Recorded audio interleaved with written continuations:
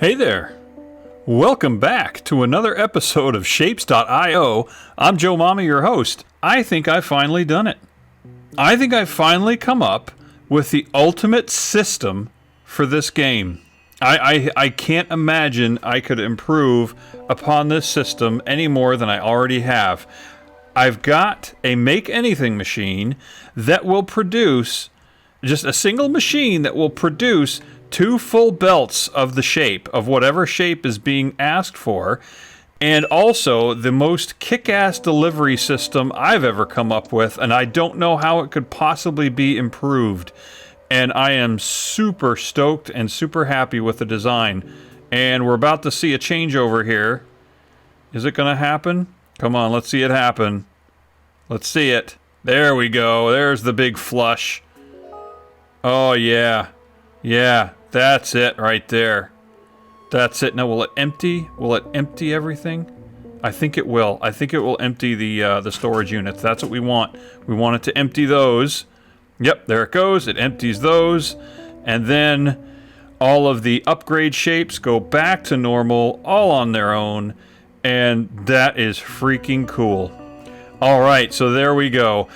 Just wanted to show you that it indeed works. But yeah, so I want to show you this machine that is super efficient. And it's, by the way, let me just say right off the bat, I drew some inspiration from a guy by the name of Joseph Agnew. This is not wholly my design. This guy went through and he created a very compact design, and I borrowed a lot of the layouts from his. And let's kind of go through and I'll show you what they are. First of all, let's pan through here real quickly so you can see, and then I'll give you some background. Now, the shape and color storage system was like my design, but then I noticed he came out with a design that was very similar, and I mean, like super similar. It was crazy how similar they are. But everything else, a lot of it was his design. The electronics, on the other hand, were mine. I haven't even looked at his. I mean, they may be similar. I have to imagine they're similar. But my electronics from my previous Make Anything machines work, and I stuck with that layout. So I'm just going to go ahead and we're going to talk over that in just a minute. But first I want to give you a little bit of background as to how this came about.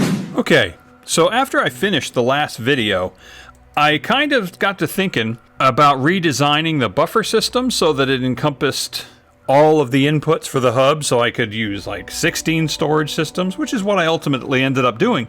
But in doing so, I was thinking about any ways that I might be able to change the way my machine is designed. I mean, maybe there were better ways to do it, ways that are more efficient, that wouldn't bog the system down so much. And I thought, at first, it was a stupid idea, what if I use quad painters? And so I did a lot of experimentation with some quad painters and came out with this, a little bit of an interesting little system here where you could paint individual parts of the shape depending on which were activated. That is, of course, the function of the painter. I mean, it's kind of cool. But then as I started to realize how this was going to be designed and the paint inputs, and it just started to look like it was going to be way more trouble than it was worth. And then it hit me. Why would I consider using a quad painter? Because a quad painter, in order to, let's say, paint a shape, let's say I wanted to paint the whole shape, I would need 4 bits of paint instead of 1. For that matter, if I'm going to paint the shape, why not use the double painter, which can paint 2 whole shapes, which basically means 8 quadrants. It can paint 8 quadrants for the price of 1 bit of paint, whereas the quads painter can only paint 1 quadrant.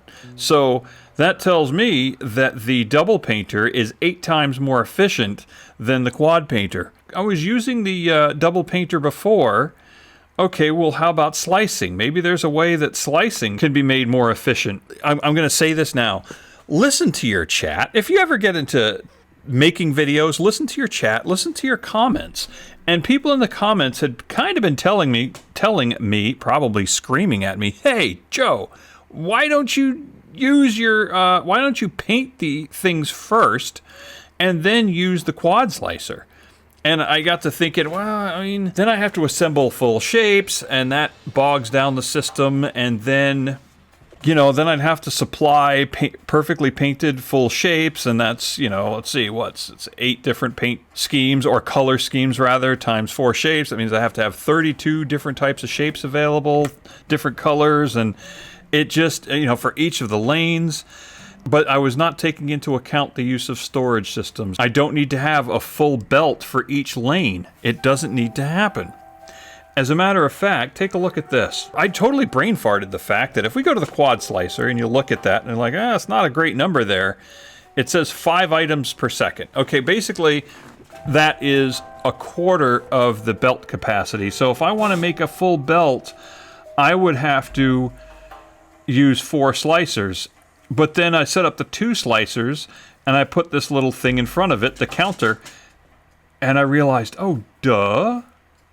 The 4 slicers together, these 2 slicers right here, with each slicing operation, it puts 4 items on the belt.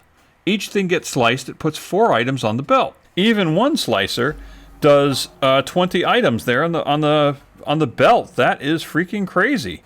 So this got me thinking, well, if a slicer can put 20 items on a belt, let's say we needed a particular quadrant, like this lower circle quadrant, and we just decided to run circles through this thing, and we reorient all of the quadrants, and we could get this single slicer could give us a full belt of the quadrant that we need. And if it came through at the proper color, then we could get it already colored for the price of 1 bit of paint. But for the price of 1 bit of paint with the double painter, we could get 2 full belts. Oh, this is awesome. Oops, let's do this thing. And starting to put all these facts together, I started to realize that, you know what? I was on the right track with the double painter. But I was totally misusing my slicers and my shapes, and my comments were trying to tell me that. And I finally, took a bit of time and started to listen to them. So let's go take a look at this machine.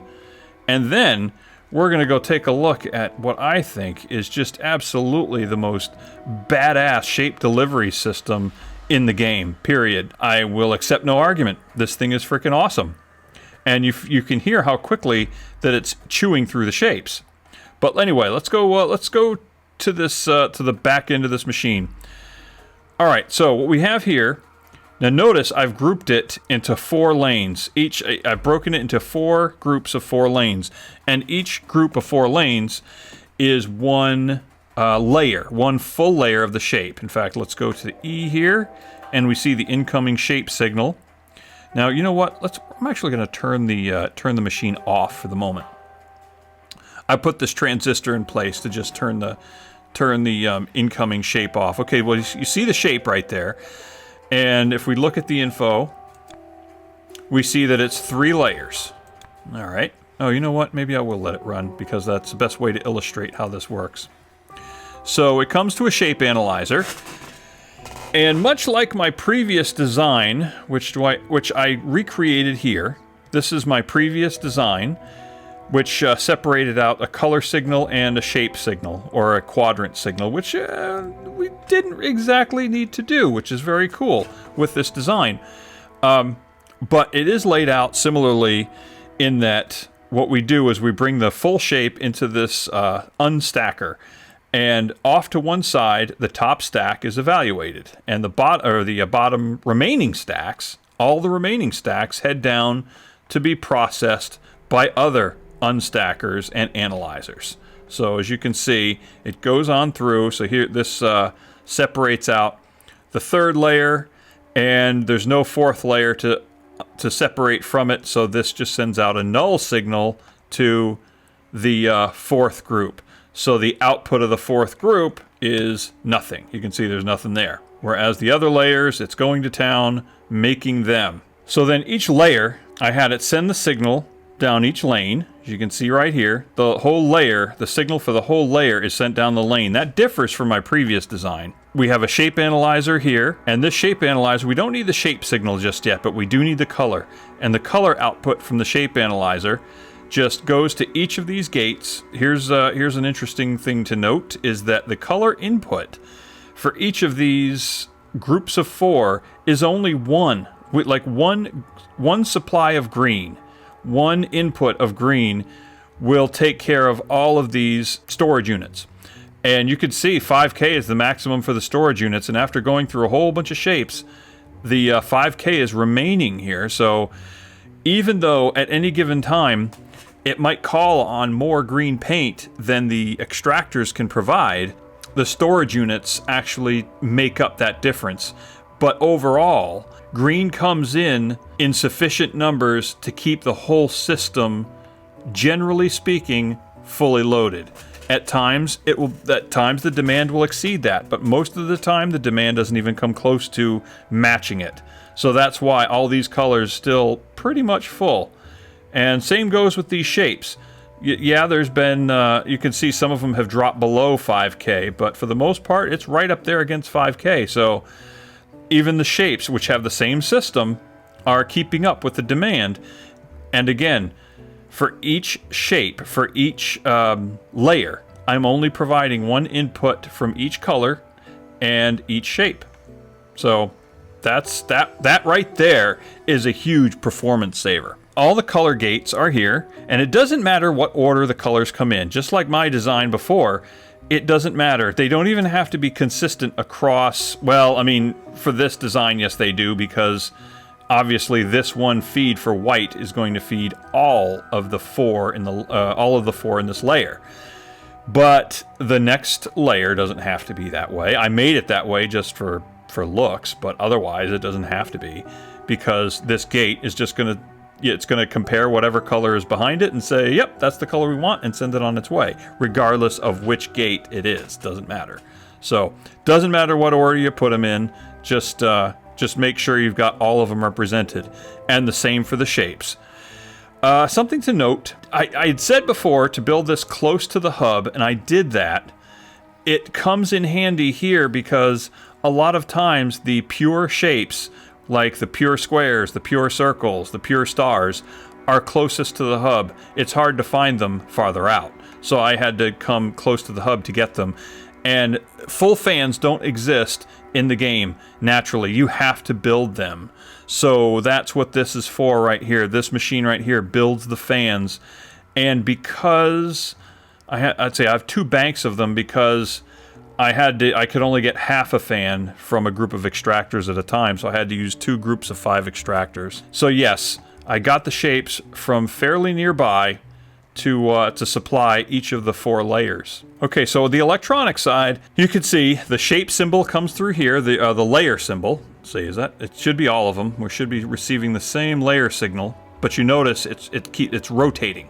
The shape, you notice it rotates. The signal is rotated. I guess I should point that out. With each quadrant, because that's each of these rows in the layer, within the layer, you see that this layer obviously has 4 rows. Each row represents one of the quadrants. So what I'm doing here is this signal is the layer going to the first row, and then we rotate it with the virtual rotator. We rotate the signal, not the actual shape, but we rotate the signal so we can evaluate the next quadrant, because these shape analyzers, if you remember from the previous videos, evaluate only the upper right quadrant of a shape. And so in order to evaluate the entire shape, we basically have to rotate the signal under the analyzer. Does that make sense? So we can't tell the analyzer to rotate other quadrants, but we can tell the signal to rotate so that the analyzer gives us different inputs, and then we just have to have the machine set up to accommodate that. What we do is we send the layer down through here. Now, before it gets to the next layer, again, we virtually rotate the signal, and it goes to the second, or I'm sorry, did I say layer? The second row, and then to the third row after it rotates again. Then we rotate it again to send it to the 4th row. And then that's the last one in this layer.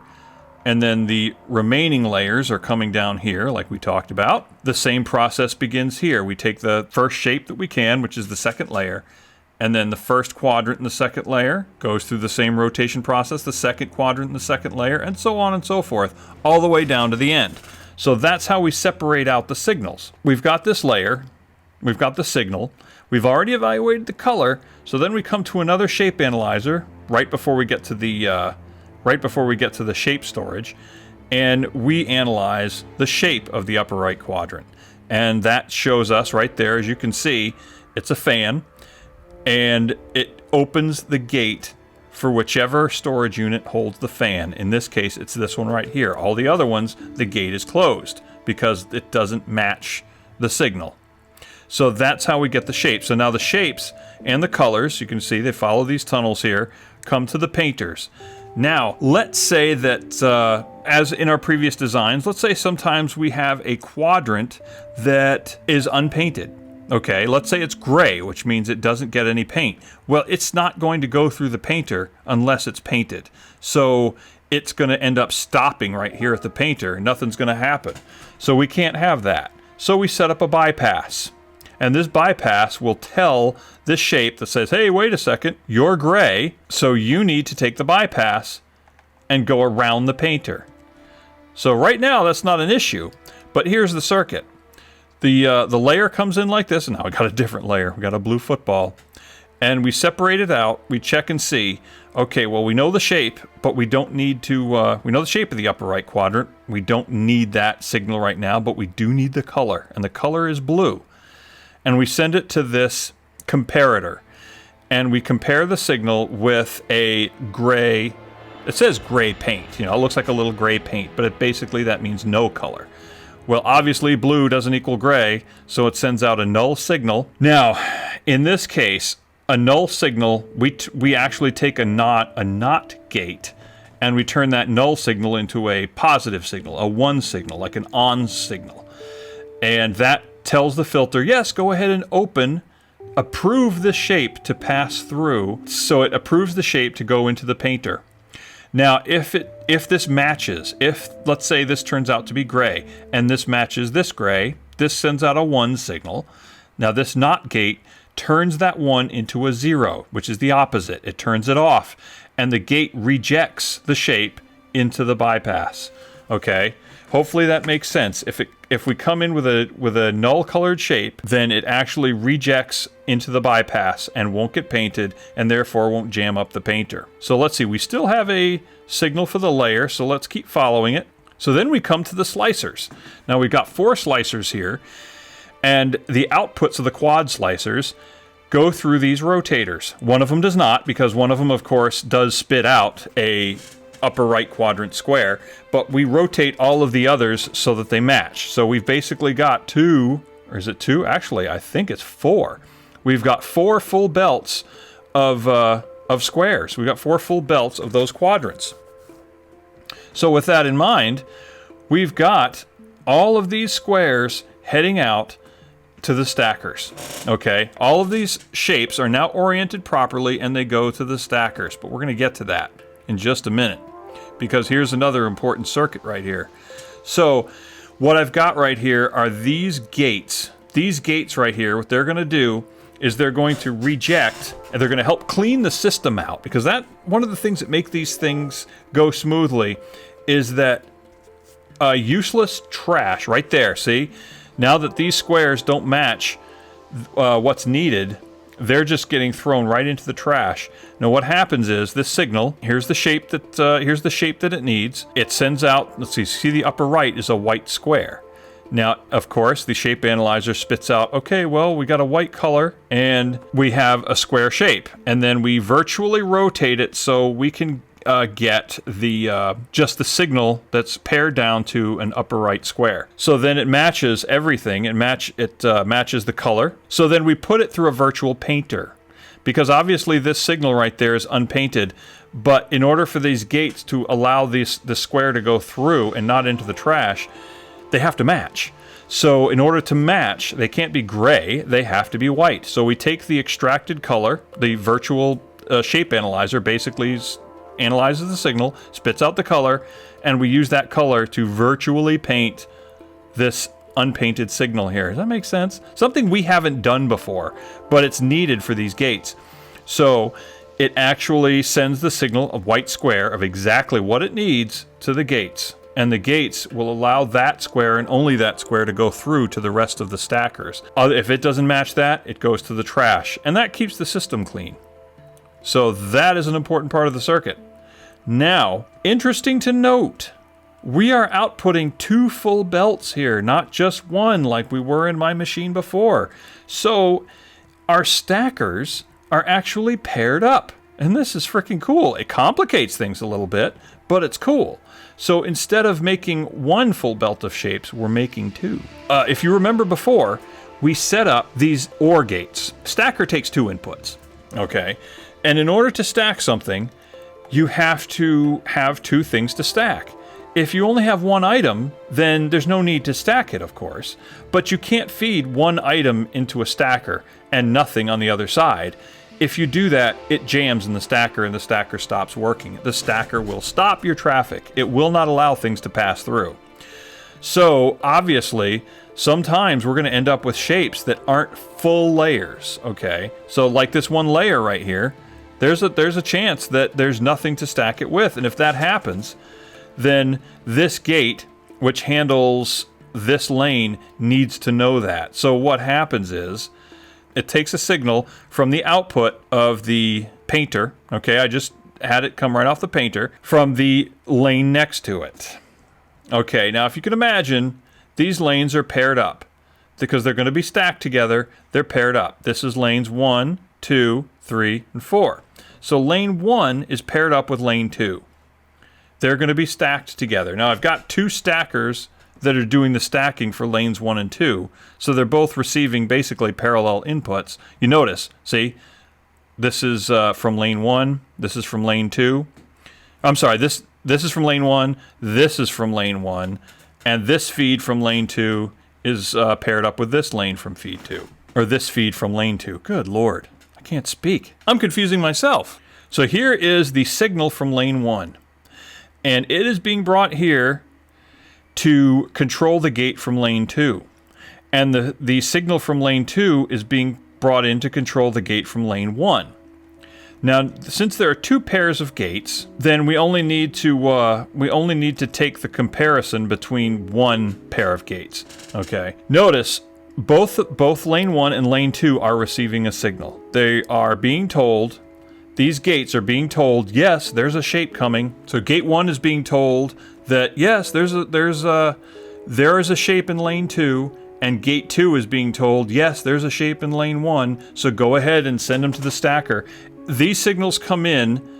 This set of stackers, this pair of stackers, needs to send a signal to the follow-on stackers that basically say, hey, lanes 1 and 2, there is a shape coming through, so you will have to be prepared to stack if necessary, or bypass if there's nothing in 3 and 4. Because these stackers right here are just creating half a layer.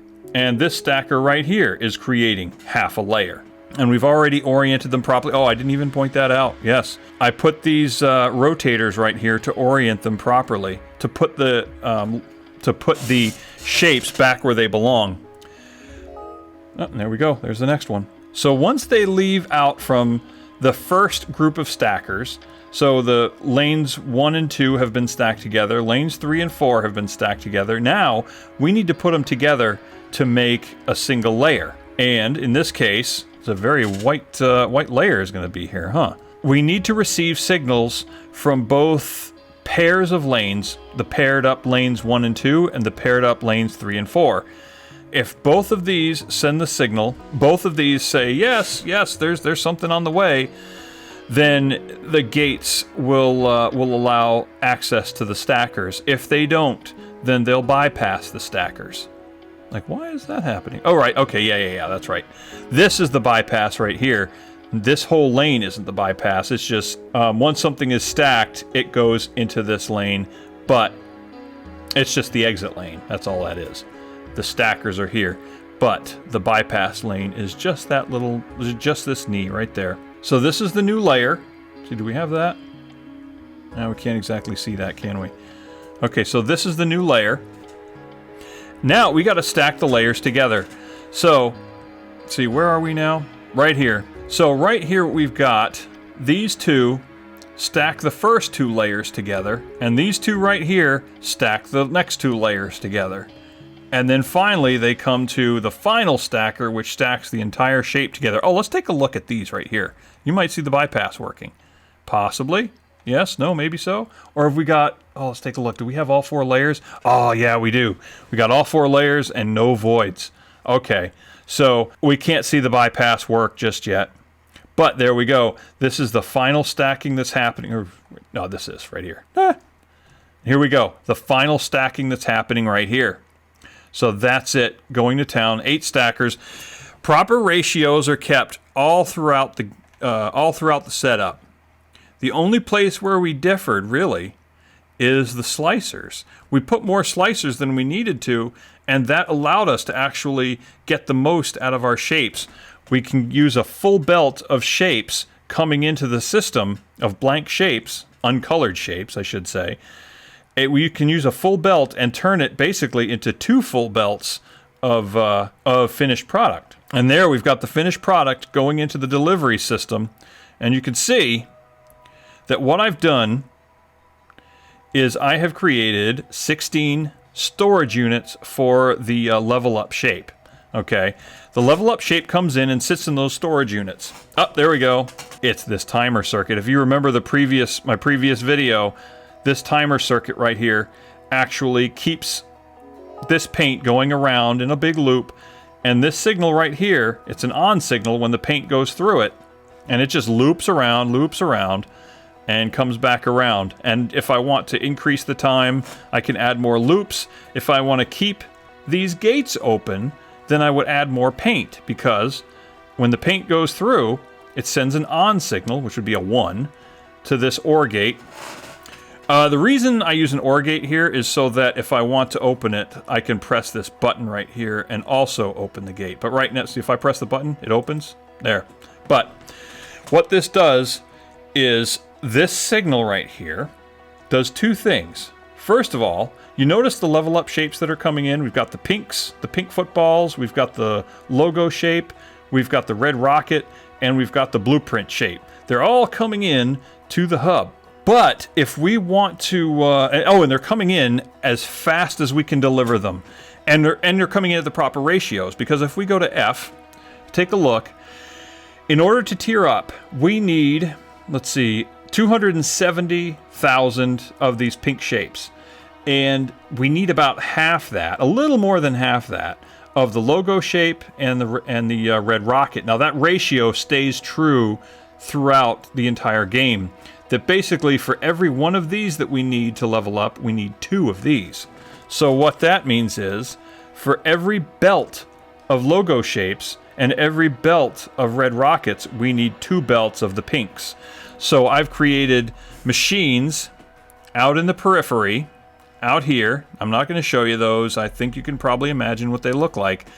But I've created machines to make those shapes, and they're delivering the shapes in the proper ratio. Now, since there's 16 inputs into the hub, I decided that I would use 4 just for blueprints, leaving 12 for the remaining level up shapes. So that would mean if I need to do 2 pinks for every 1 football shape and every 1 rocket shape, then that comes out to 6 pink lanes, 3 football lanes, and 3 red rocket lanes. That equals 12. So there we go. We got a pretty decent ratio of stuff coming in, but obviously the belts are plugged. So how in the world do we get whatever our shape is that we're being made, how do we get them delivered at the super rate of so many per second? Because we get farther into the game, and we're going to have to deliver these in the hundreds per second. Well, right now, the belts are, the capacity is about 20 items per second. Times 16 belts, we have the capacity of 320 items into the hub. That's the max that we can do in this game at this tier right now. If we want to go faster than that, we have to tier up. But even then, how do we get that rate? We need all 16 lanes. But they're being taken up by all of these other shapes. But watch this. The paint hits the trigger. The paint hits the trigger. Watch what happens. Okay, it opens up these gates, which lets the shape into the hub, but it also closes off the gates to all the other shapes. It closes those gates, so they basically are stopped. And then also, and there we go, it leveled up because it got totally... Now here's what happens. Okay, now eventually we allow these things to empty, and the way I do that, now notice it stayed open even after the paint was done with it. Even after the paint signal from here turned off, I did something else. Let's see, where is it? Right here. Okay, each of these groups of 4, okay, each group of 4 has this counter right here, and there's this OR gate. Now what that OR gate does is it actually sends the signal to the gates. Because it's an OR gate, it will stay activated if it receives a signal of either one of those inputs. And one input is actually coming from this OR gate right here, is from the either the button or the paint signal.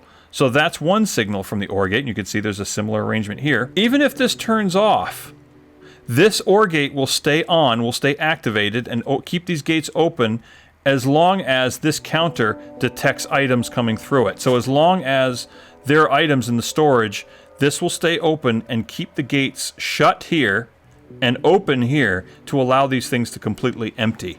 And once they're empty, and this signal is no longer positive, it sends out a 0 signal, and of course by that time the paint has passed through here, and as long as this button isn't pressed, then this signal is now a null. And in the case of a null signal, in the case of an off signal, these gates close. And these gates that go to all the other shapes reopen. And then now, so right now, they're in the off condition. The signal is in the off condition. Then that means that these gates are open and the gates from our whatever shape is being produced are closed. And right now they're closed because they're allowing the shape to build up in the storage units. That's what we want. We want that to build up a little bit. And let's see, how far do we have? How far does the paint? Paint's got a little ways to go. You can kind of take a look at the electronics, and they're basically matched all throughout. Oh, by the way, there's also these gates right here on the output of the everything machine, which take the signal of the shape that's current. And if the shape doesn't match, it shunts them to the trash. So that's how that works.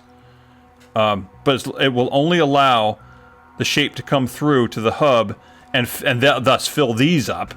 It will only allow the shape to go into the storage if it matches the current shape. If it doesn't, it gets trashed. And are we going to get a flush again? Yep, there we go. Here comes the blue paint. And if we tune the electronics, we can actually watch this signal go. Boom, there it goes. It's now a 1. It closes off these right here. And it opens these gates. And let's see, we're going to watch the paint. Oh, nope, actually it emptied. Okay, awesome. So this actually emptied. Okay, it took it a little bit to register, but the storage units actually emptied enough. Okay, so that's pretty awesome. And then since it gets no more on signal from any input, from the paint, from the counter right here, and from the button, then it goes back to a null condition, and we're back to receiving all the shapes. Well, there you go. Hopefully that all made sense, and I'm going to put a link in the description to my original Make Anything machine, because this is really the third one. I'm going to show you my, basically, MAM 2.0. This is MAM 3.0. 2.0 was a single full belt machine, but it was so huge, and it was so inefficient on the system. But look at this. This is much smaller. If you take a look at my machine from before, it was huge, and it would only make a single belt. This makes 2 full belts, and does so with a much more sleek, sexy-looking machine. And again, I thank Joseph Agnew for that, for inspiring the design. He gets at least partial credit because of just the compactness of the design. He is what helped me make this so compact. The electronics are mine. I mean, again, they may match his too, but I've had the electronics I use for quite some time, and I'm happy with them. But yes, give him credit for that. And anyway, there you go. So I hope this proved useful, and I hope you have a lot of fun designing your own MAM, or you can follow this one if you want. I don't know what could be improved though, because we've got, unless you add more machines, but other than that, we've got the ability to deliver the maximum of 16 full belts of shapes to the hub, and you can't ask more than that. You really can't. So anyway, hopefully this helps. You found this interesting, and if you did, hit the like button, hit the subscribe button. Lets me know that you like this and you want to see more of it. All right, well, you have a wonderful day, and I will see you in the next one. Ciao.